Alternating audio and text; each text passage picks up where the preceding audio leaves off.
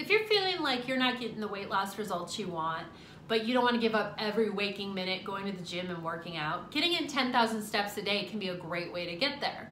I'm going to give you 5 tips today on how to make that easier, fit it into your life, and make it more doable. Plus, I'll give you my experience on the #1 thing not to do and the best place to find free and cheap workouts to help accomplish your goal. I'm Liz from Veggie Everyday. I've lost 34 pounds so far and I'm on my way to losing 55 more, and I invite you to come on the journey with me. Now, let's get to the good stuff.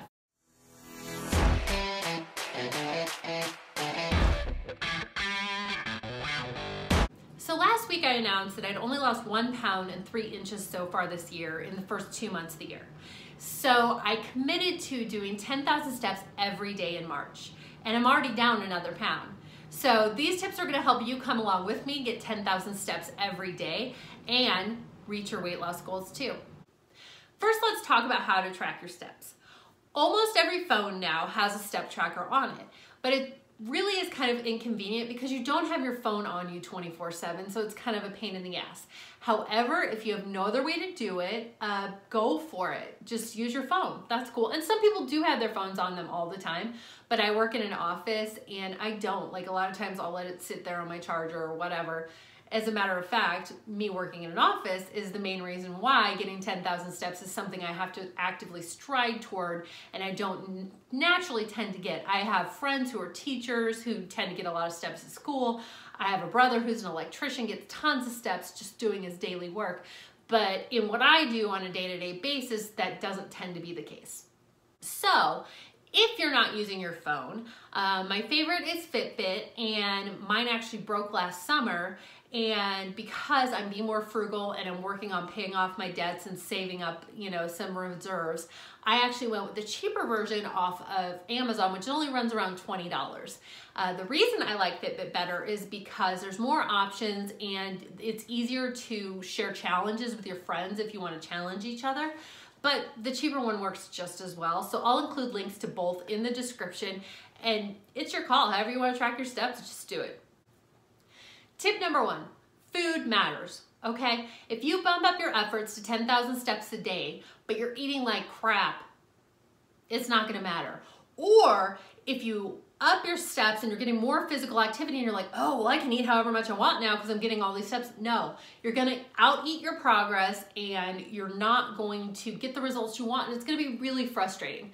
So be sure you're watching what you're eating, keeping your carbs reasonable, your protein high. I'm gonna go ahead and include in the description my videos about how I kind of set my nutrition goals and how I do my meal planning. Tip #2 is front load your day. I can't tell you how many times at like 10, 11 o'clock at night, I'm pacing back and forth and running up and down my stairs trying to get myself up to 10,000. And this is like last year when I was better with getting my activity. January, February is when I kind of flubbed it. But anyway, you don't want to do that. It sucks. It really sucks at 10, 11 o'clock at night and you're like, oh, I'm at 7,000. I need to try to squeeze 3,000 in now. Or even worse, if you haven't been focusing on it throughout the day and you get that late and it's like 5,000, you're like, screw it, well, there's no way I can reach that.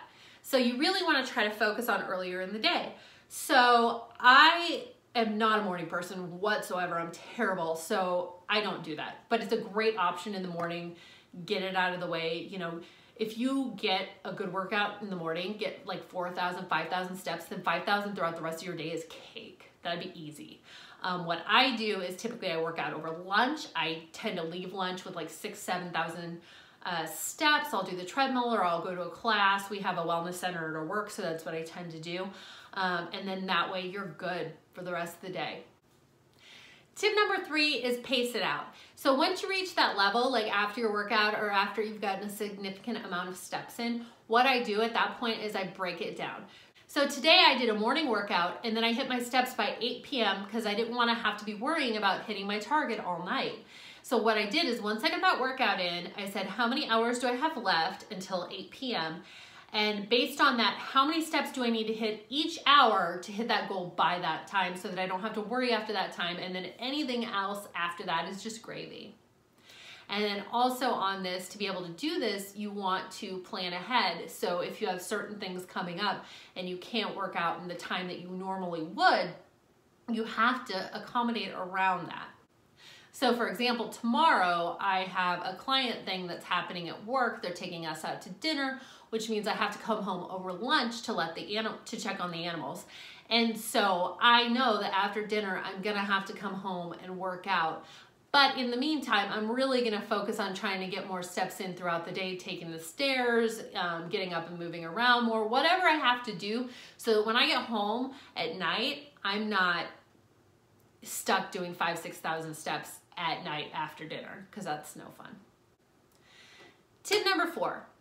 This is the big mistake I mentioned earlier, and I've done this so many times. It's stupid, really. Like, every time I'm like, no, it'll be fine, it'll be cool, no big deal.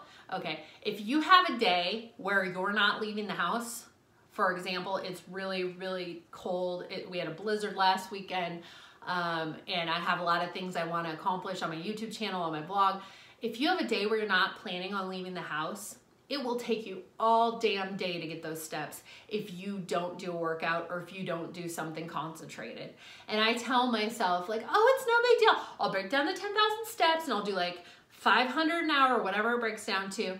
What ends up happening is that it takes me so long just like walking around my house and doing things around my house that I'll spend half an hour to 45 of every hour just doing the steps, and then it takes me like all day.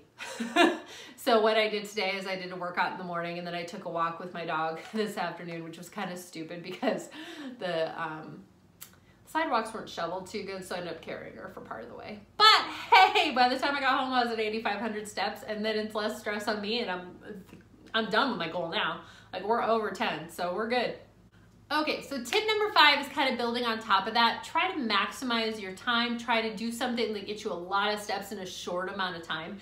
In the summer, for me, this is mowing. Like, pretty much any day I mow, I don't have to worry about it. I'm gonna hit my steps. Shoveling, you know, does that too, though I hate shoveling so hard.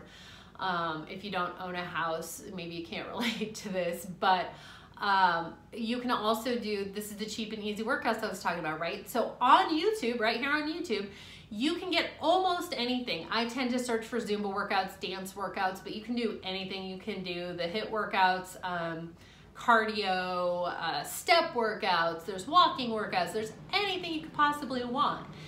If you have Amazon Prime, there's really good options on there. I tend to do, like, if I'm low energy, if I'm just not feeling like I can really like push it that day, there's some workouts by Jenny Ford that are focused on primarily like marching and really easy cardio that get you a lot of steps really fast and give you a good workout without wearing you out completely. Another thing I just discovered is the Be Fit channel on Amazon, which is only $7 a month if you already have Amazon Prime. So total, it's like 20 or something for both, right? But if you already have Amazon Prime, that's probably the cheapest you're gonna get. I wanna say when I did Beachbody on demand, it was like 15 a month. And I also did, what was the other one I did? I don't remember. I did another one and it was like 20 a month or something. Anyway, so 7 a month's really pretty cheap and they have a pretty good variety of workouts. But if you don't wanna spend any money, you can do it for free. And my favorite is always just going and, you know, taking a walk or taking the dogs for a walk because it's so easy and you get a little sun and you clear your mind and you're ready to move on. Thanks for joining me today. If you have any other questions, please let me know. I'm gonna upload a video at the end of March to let you know how this went, getting the 10,000 steps every day. We do have a free downloadable tracker that I'd love you to go to our website and download. It looks like this, and it's really great because you can track your steps every day and then also track your wins, like what worked. So down here you can track, you know, what worked this month, how can I do better next month, and how can that impact my progress and help me get to my goals. So thanks for watching today. Go ahead and subscribe if you found this helpful and get more videos from Veggie every day.